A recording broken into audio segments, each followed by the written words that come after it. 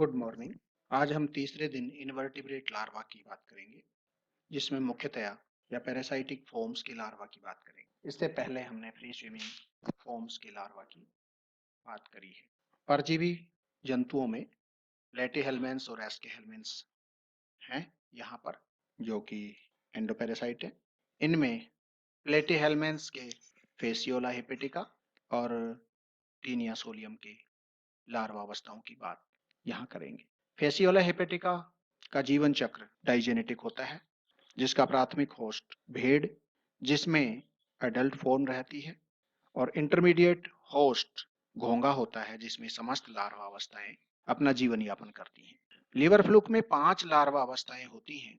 इनमें पहली लार्वा अवस्था मीराशीडियम है, जो 4 से 15 दिन की अवधि में अंडे से बाहर निकलकर आती है, और यह 0.07 mm लंबा, अंडाकार, पक्षमाभी और सक्रिय लार्वा होता है। इसके चौड़े भाग पर एपिकल पेपिला होता है और यह लार्वा बहुकोशिकीय होता है। इसका शरीर चपटी और पक्षमाभी 21 अधिचर्मीय प्लेट एपिडर्मल प्लेट्स से ढका रहता है। यह प्लेट 5 पंक्तियों में व्यवस्थित होती हैं। इन प्लेट्स के नीचे सब एपिडर्मल पेशी विन्यास उपस्थित होता है, जिसमें बाहर की ओर सर्कुलर मसल्स या वृत्ताकार पेशियां तथा अंदर की ओर लॉन्गिट्यूडिनल मसल्स, जिन्हें हम अनुदैर्ध्य पेशियां कहते हैं। पेशी स्तर के नीचे सब एपिथेलियम कोशिकाएं उपस्थित होती हैं। इस प्रकार से अधिचर्मी प्लेट, सब एपिडर्मल मस्कुलेचर और सब एपिथेलियम कोशिकाएं मिलकर मीराशीडियम की भित्ति का निर्माण करती हैं।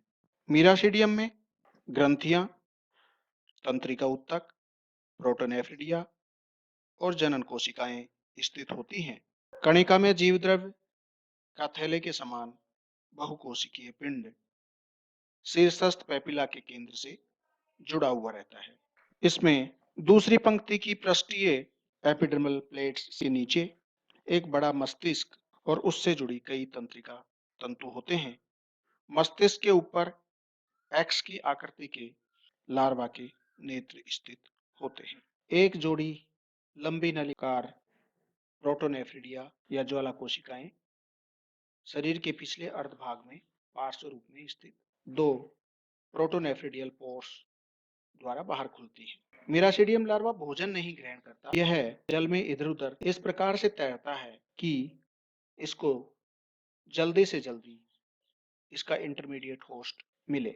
यदि अंडे से बाहर निकलने के 24 घंटे बाद इसको होस्ट नहीं मिलता है, तो यह स्वयं मर जाता है।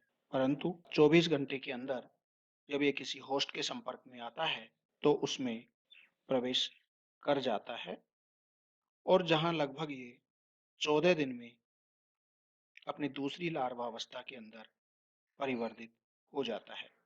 इसकी दूसरी लार्वा अवस्था स्पोरोसिस्ट होती है। यह लगभग 0.7 mm लंबे थैले की भांति होता है, और इसकी शरीर भित्ति में पक्षमाभी अधिचर्म के अलावा मीराशीडियम लार्वा की शरीर भित्ति में उपस्थित सभी स्तर यहाँ भी उपस्थित होते हैं।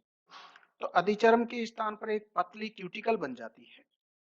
मीराशीडियम लार्वा की ग्रंथियां, मस्तिष्क, नेत्र चिन्ह, आई स्पॉट और एपिकल पेपिला वो यहाँ डीजनरेट हो जाते हैं, विलुप्त हो जाते हैं।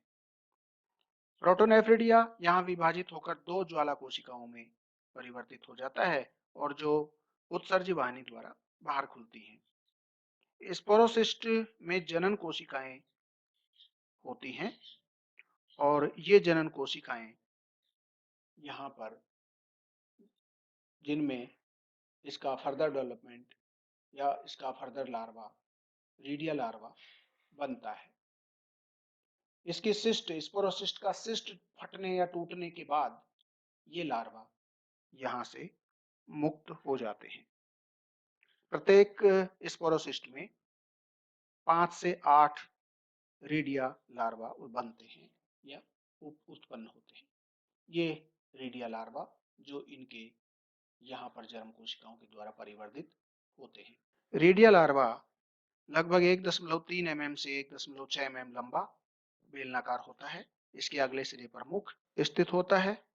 मुख के पास कॉलर और उसके पीछे बर्थ पोर स्थित होता है। पिछले सिरे के निकट अधर पार्श्व एक जोड़ी उभार होते हैं जिन्हें पल्लवाभ कहते हैं। शरीर भित्ति सामान्य स्तरों जैसे क्यूटिकल, वृत्ताकार और अनुदैर्ध्य पेशियों और उपकला की बनी होती है। मुख एक छोटी पेशीय ग्रसनी और आंत्र एंटेरोन या गट आहार नाल में खुलता है, जो एक कोशिका के एक स्तर से आस्तरित होती है। ग्रसनी में असंख्य ग्रंथियां खुलती हैं।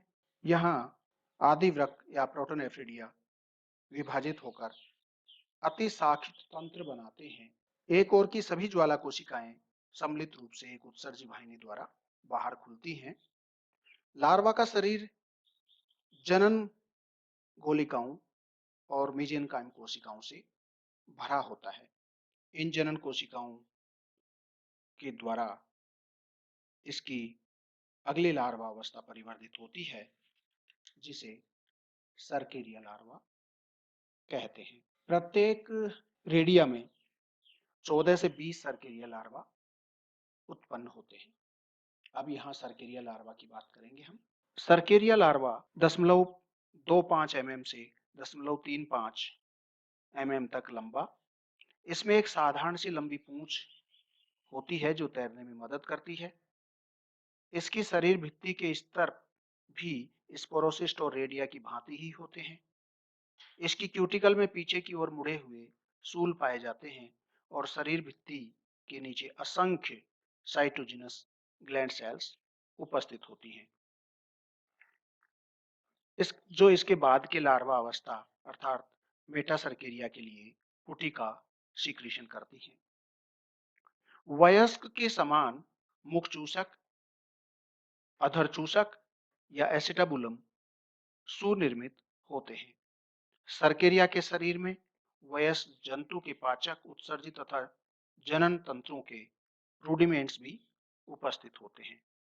मुख एक पेशीय ग्रसनी में खुलता है, जिसके बाद ईसोफेगस और आंत्र होती है।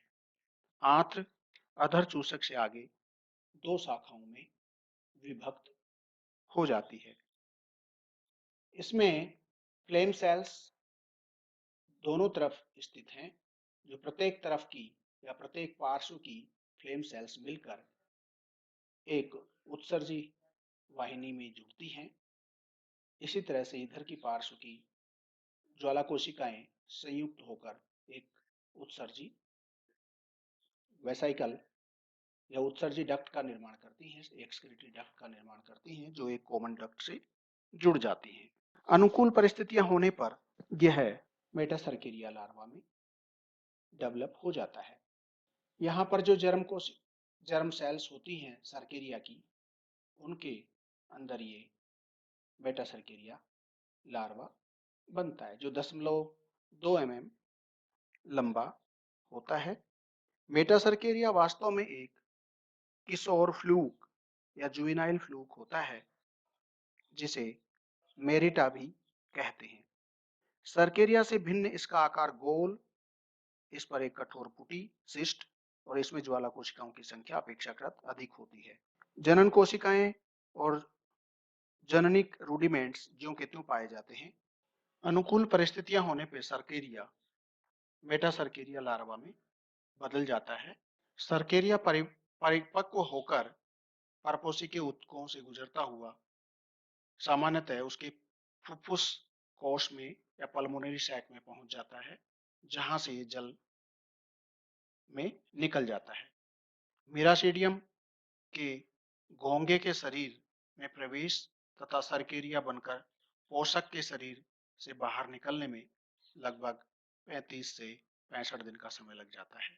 घोंघे के शरीर में इसके विकास की दर और समय मुख्य रूप से हिपेटोपैंक्रियाज में तथा घोंघे की पाचक ग्रंथि में संग्रहित भोजन की उपलब्धता पर निर्भर करता है। यहाँ से ये सर्केरिया निकलकर और घास की पत्तियों पर चिपक जाता है जहां ये मेटासर्केरिया में बदल जाता है, जिसको मुख्य परपोषी भेड़ द्वारा खा लिया जाता है, जो एडल्ट में परिवर्तित हो जाता है।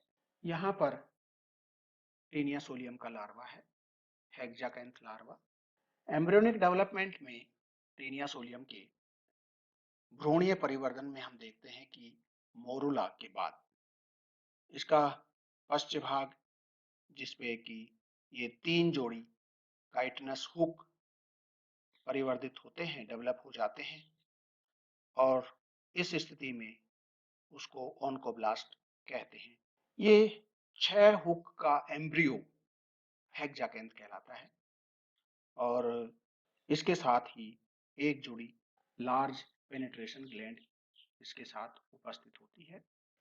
ये लार्वा, या जिसे हेक्साकैंथ कहते हैं, ये 2 मेम्ब्रेन या झिल्लियों द्वारा घिरा हुआ रहता है, और उसको ऑन्कोस्फीयर ऑन्कोस्फीयर मैच्योर प्रोग्लैटिड से एपोलाइसिस प्रक्रिया के द्वारा ह्यूमन फेसेस के साथ में बाहर निकलता है, और इसका सेकेंडरी होस्ट खा लेता है, जिससे कि ये ऑन्कोस्फीयर लार्वा उसमें पहुंच जाता है। सिस्टिसर्कस बाद में जब पिग के द्वारा, जो इसका सेकेंडरी होस्ट है, पिग या इंटरमीडिएट होस्ट पिग के द्वारा इसका भक्षण करने के उपरांत वहां इसकी जो बाहर की झिल्लियां हैं, हेक्साकैंथ मेम्ब्रेन्स, वो पाचक एंजाइमों द्वारा नष्ट कर दी जाती हैं, और ये हेक्साकैंथ फ्री हो जाता है, या हेपेटोपैंक्रियाटिक सिस्टम के द्वारा